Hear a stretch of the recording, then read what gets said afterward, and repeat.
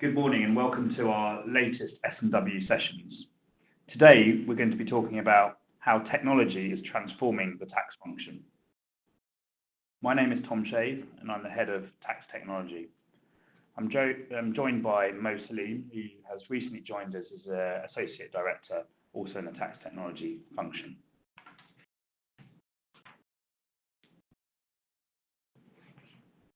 We have a pretty packed agenda today and want to cover a number of different topics. Firstly, we want to look at how tax technology is impacting the marketplace and really consider some of the changes that technology is impacting on both the tax authorities, the professional services advisors and the tax function itself. We want to look at some new pieces of legislation that are coming in, including, for example, making tax digital. Then we want to go and look at some of the investments that S&W has been making in this area, particularly around robotic process automation, RPA, highlight what RPA really is, and then try and give some examples around tax processes that can be automated. Think about how a function can actually prepare a business case to automate, and really consider sort of key tasks that are ripe for automation. Secondly, we want to consider data analytics, again outline what we really mean by data analytics and what areas of the tax function data analytics can be applied for. We'll consider some specific software, for example Power BI, that can be used to apply to data analytics. And then finally, talk around the areas that S&W can support businesses with their tax technology function. So if we take a step back and really reflect on how technology has impacted the marketplace, there's been a lot of changes over the last few years, and it won't be lost on anyone that technology is changing many different aspects of our lives. We are all much more used to using smartphones and different apps within those smartphones, and tax is no different to that. We're really entering a digital age of taxation, and this is driven by a number of different areas. Firstly, increased regulation. So tax authorities are increasingly looking for data to understand where the tax burden is falling, where there are tax gaps, and trying to identify what they can do to maximise their tax take. This has led to a number of different tax regimes that have been introduced over the last few years, including FATCA, the Common Reporting Standards, BEPS, country-by-country reporting, and just more recently, DAC 6. Effectively, the tax authorities are extending the arm of the tax authority onto taxpayers themselves and indeed financial institutions to report increasing amounts of data and using data analytics to identify where those gaps are. That increased scrutiny that we're seeing means that it's important for taxpayers to themselves understand what data they're reporting and work out how their data is actually being used from a tax perspective by the tax authorities. Finally, we see increased ways of reporting through new means. So the best example of this in the UK is making tax digital, which has been introduced from a VAT perspective just this year. That's requiring automation to directly link client taxpayers' systems to the tax authority, much more real-time reporting. I think this is only going to be the start of the move to other initiatives like making tax digital. And if we look outside the UK, in fact, many other jurisdictions are much further ahead in terms of how they're capturing that information directly from taxpayers. My belief is that these types of innovations from the tax authorities are only going to increase. So against that backdrop, it's important to look in particular around how different organisations are responding to that. We already briefly touched on the tax authorities themselves. It's fair to say that HMRC have invested huge amounts of money in their ability to interrogate data. And if you look at recent budgets, more money is being directed into HMRC to ensure that they have the powers and the latest technology to identify where there are opportunities for them to raise more revenue. If you consider legislation such as country-by-country reporting, tax authorities are also joining up much more with other tax authorities to compare where information is being collected and, again, where there are gaps. We're seeing a number of tax policies that are being introduced by the governments that require increased transparency. And I think this is only going to increase over the next few years.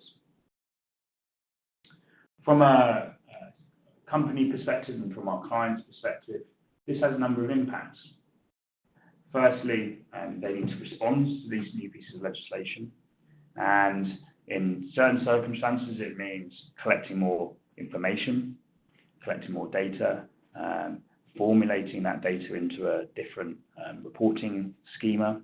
So we see a lot more use of XML schema these days, but also looking at introducing new pieces of software. So, for example, making tax digital require software to enable you to link directly to the tax authorities.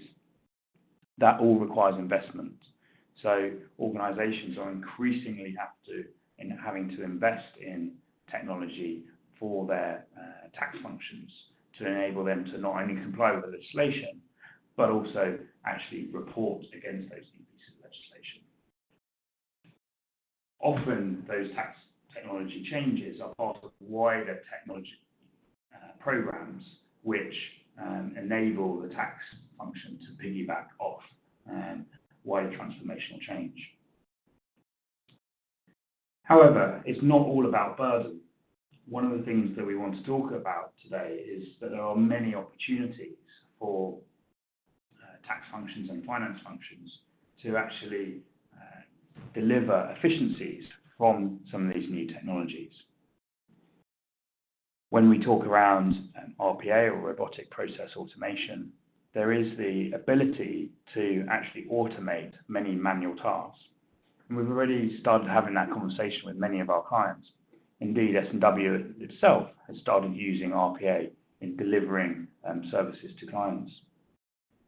In addition, data analytics allow you to identify opportunities which have not previously been identified. And we're going to talk a little bit more about that in future. In terms of where we believe tax functions should focus on, there are a number of key areas. So when we look at all the different types of technology out there, there are a huge range of different technology developments that we hear about in the press and media. For example, artificial intelligence, AI, machine learning, blockchain, RPA, data analytics. And for some people, it's quite difficult to actually identify what are things they should focus on and what is things that should be considered later down the line. We indeed have those same challenges and therefore have tried to look at particular tasks that are important and that can make a real difference and are relatively easy to get up and running and deliver efficiency savings and identify opportunities quickly. We touched on the fact that RPA and data analytics were the two key areas. And just to sort of try and bring that to life a little bit. So processes are a key aspect of any tax function. And there are many different types of processes that tax individuals have to take on, both from a compliance and an advisory perspective. We would argue that it's important to actually try and automate as much as possible the tasks that are relatively mundane and cause you significant pain. So this can be a huge range of different areas, and Mo's going to talk a little bit around those processes and where they can be automated in a bit more detail. Secondly, data. So as we've talked around already, data is absolutely critical to tax and only becoming more important. A lot of people throw around the phrase big data, when in actual fact there are a lot of quite more straightforward data sets that are critical to everyday delivery. We would say there are a number of different tasks that you can undertake to cleanse your data and actually improve the way you collect data and manipulate data and report on data. What we want to talk a little bit about today is where some of those areas are and how you'd actually go about doing that to save you time. Before I go on, I just want to just briefly touch on Making Tax Digital. So as I said earlier, Making Tax Digital is being introduced this year for VAT. If you haven't got full details around Making Tax Digital, we have had a previous S&W Sessions on MTD, and I'd recommend you check that out. But just to give you a bit of an overview, so the first phase of MTD has been introduced in April this year. The next stage is in October, and it's really critical for organisations to consider what solutions they are using for Making Tax Digital. The actual mechanism for calculating that has not changed, but the means for delivering and reporting on it has, and it will be required to be reported to HMRC via API only. This means that it's important for everyone to have digital records and a digital audit trail. We've actually worked with an organisation called Tax Systems, and they have prepared a product called AlphaVat, which is actually a very sophisticated product which is looking at calculating the tax calculation as well as having the digital links through to HMRC. And we would recommend that if you haven't had a chance to look at that, then do check it out. I'm now going to hand over to Mo to talk a little bit about RPA and data analytics. Thanks, Tom. So firstly, I would like to start with what exactly is robotic process automation. We hear a lot about RPA, but it's still a bit vague around the difference between robots and robotic processes. So we know robots are computer-coded software. They're actually pre-configured to follow a certain process. Robots enable automation of rule-based repetitive processes. They can work across functions and systems in a single process, so they're not limited to a single window or a single system. The best thing I think around robots is that they can mimic human actions on systems. So as a human would go around doing their day-to-day on a system, a robot can be taught to actually do exactly the same process. The robotic processes that should or ideally are automated are around data entry, system-to-system processing, process reconciliation, and processing of business and regulatory rules. So what I'll do is I'll try to go through an example process where a single robot can run through multiple processes in a single process that's been configured. This allows the flexibility of creating bespoke processes which yield maximum results. In this scenario, we've got a situation where we have a number of inputs within the process. So this could be a standard work stream where information is received. We then churn that information around and do some reporting. So if we take it from the top, where our inputs are PDF or Excel files, central system, ERP or CRM systems, and then we also have some regulatory requirements. Now, what a robot can do is take an Excel file. This could be through emails or a targeted folder.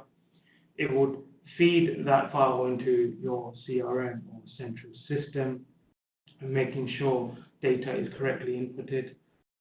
We can also train the robot to validate the system data to business and regulatory rules before it actually prepares files for submission. Then the robot can actually process submissions and then update the CRM, ensuring data is complete, circularized into the system. Finally, any submission receipts you receive from the robotic portals can be archived into shared drives. A process like this could be really effective for a number of reporting regimes, like a CRS and DAX6 come to mind, where there is an extra burden around filing of reports on regulatory authority portals. The outputs from such a report can be tailored to needs. We have computations, regular progress alerts, so a robot can be trained to or coded to send you or a stakeholder an email on the number of files that's submitted to the authorities, number of spreadsheets that's uploaded into CRM, or number of files saved into archive. Of course, we can see that it can do submissions on any authority portal, archiving of files to shared drives or cloud computing software like Dropbox, etc.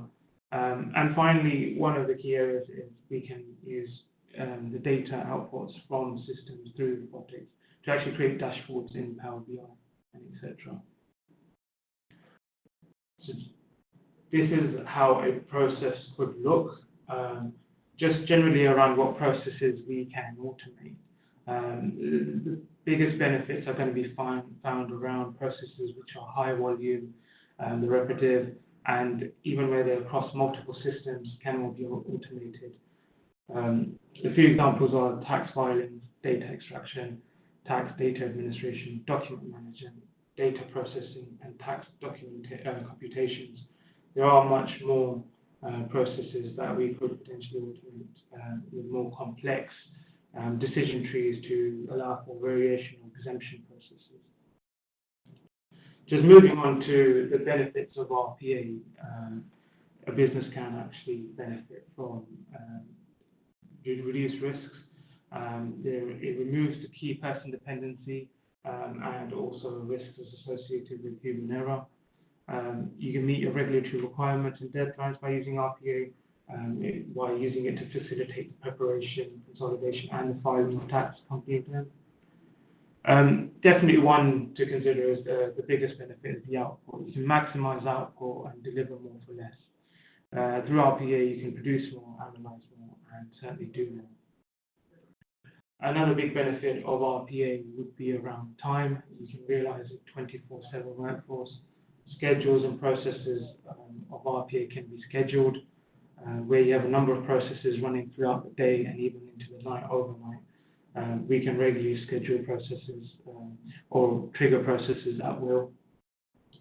One of the sometimes forgotten about benefits is the refocus of workforce and value-add processes. By reducing the mundane tasks performed by the workforce, you can certainly refocus their attention in more value-add tasks, providing better benefit to the business itself and more motivation to them. So I'd like to move on to how a business case for automation should look. If you're certainly thinking about how to go about raising the case for RPA, what are the key considerations if you want to adopt RPA, then we could we should start with a business case as well as a tax strategy. I think the tax strategy for a business of RPA should match the tax strategy. There should be clear indications where we're looking to make processes efficient, processes lean, and contribute to overall strategy of the business. A business case to highlight reduced risks, or at least the risks associated with the current processes. A business case for RPA would generally be around the reduction of human involvement, reduction of key dependency risks, and then regulatory risks. A key point to think about during the business case is key measures. Whilst we know a single robot can do multiple processes, it may not be the answer to replace your full-time staff. So we need actual quantified benefits around what is going to be measured. This could be increased capacity of staff or reduced third-party supplier fees, seeing as your outputs are more, or reduced filing needed for third parties. Finally, the key aspect would be to monitor and report. It is essential to regularly monitor on the benefits on an ongoing basis. Benefits will only continue to be realized where the process remains relevant. If, for example, we have serious filings but the FI no longer exists, then the process is redundant and the benefits will not be realized. That's generally around RPA and robotic process automation. I'm now going to go on to data analytics and how we can use data analytics to improve the tax function. So firstly, just around what exactly is data analytics and specifically tax data. We can generally split tax data into three main categories, which is operations, management, and strategy. Operations data refers to the data around daily operations. This is around the current status, live tracking of the tax returns, tax filings, the tax payments, as well as your actual tax position. So your tax position of this year, or your tax payable for this year plus last year. These are very much operations data around tax. The management analytics is generally around insight into value creation. How have processes or use of data helped us increase outputs or create value? This can generally be around headcount versus output, general financial data and financial statements, and benchmarking those against industry standards. The strategies section in terms of data shows how well the tax department is performing. This could be year-on-year analysis of tax. If the business is growing, as your tax payables growing, as taxes relative to investments increased or decreased, where new jurisdictions come in scope, what are the risks. I think organizations can benefit a lot from understanding their data better. Data analytics certainly involves a number of key areas, not just dashboards or looking at the data for decision making, but certainly in terms of cleansing and making sure the reporting is better. Just going on to some more benefits of data analytics, where now we see organizations with much more data. They can use this data to gain competitive advantage, look at improvements, and use tools to further help them in terms of getting deeper insights. So some of the benefits of data analytics you can do is improve your tax reporting, improve the efficiencies around tax reporting, to efficiently manage existing and new legislation. Examples such as VAT, CRS, MTD, tax steps, etc. Another benefit of data analytics is around decision making. Data analytics will help turn everyday information into useful and actionable insights. This allows for better decision making throughout the tax function. One of the key areas that the benefits of data analytics should be is around opportunities. By understanding the organization better, we can always understand, or at least it should highlight opportunities for reducing risks and opportunities leading to more profitability or better tax processes. Another benefit of data analytics is largely around cost reduction. By understanding the data of the organization better, you can alter processes or systems, etc., to minimize any wastage of around process of time, processes on systems, etc., to reduce time spent by personnel. One of the key areas of having a data analytics process or program is definitely to be able to create dashboards. Connecting your data to a visual output, it certainly helps explain or visualize the picture better of where your data is. Dashboards are powerful sources of information. You can certainly track on a real-time basis the progression of tasks if the data allows. Power BI comes to mind as one of the strong tools to be able to create dashboards, which can click through down to the underlying data. You can do some forecasting through formulas and sums. You can always forecast and predict future workplace demands. You can see where into the future your resources are going to be more tied up. And certainly in terms of commerciality, you can quantify your efficiency of operations and supply chains. I will now hand over back to Tom Shave to explain a bit more around how Smith and Williamson could help. Thanks, Mo. So one of the things that Mo's obviously talked through is around data analytics, but also RPA. And there's a wide range of areas that we're actually supporting clients with. And we would recommend in the first instance that we want to take a step back. So when clients first approach us to talk around technology, we want to go and understand their processes, how they use data in more detail before we start making recommendations, to try and actually agree a plan or strategy on the way forward.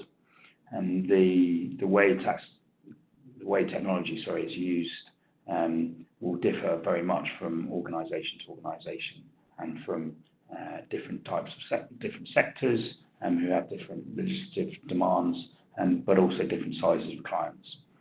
There is certainly things that can be done on all clients though, and we would certainly recommend that everyone takes a look at these different areas. In terms of how we try and support clients around RPA, we can consider some processes that you're currently running and where there may be opportunities to automate those. We can advise on process identification, so which processes would actually be worthwhile to consider for automation, and then also on the actual design themselves. We will support you in terms of taking that process from end to end and then maintaining the RPA process as well. From a data management and analytics perspective, again, we would also consider what data you have, how you're using that data, and if there are ways that you can do things more efficiently. And there are many things you can consider from trend analysis to opportunity identification using existing data.